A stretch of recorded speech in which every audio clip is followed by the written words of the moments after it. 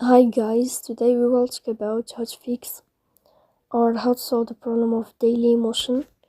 We click on settings.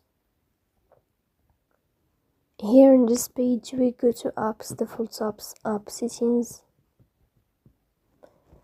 On above we will search about Dailymotion and we click. Here in this page of app info we click on first stop and we click OK. Here you will enter to the window of storage. Then we click on clear cache. Then we go to Play Store. Here we click in this sign. You will search about Dailymotion. Then you can uninstall your app and you can install it again. So please don't forget to support us.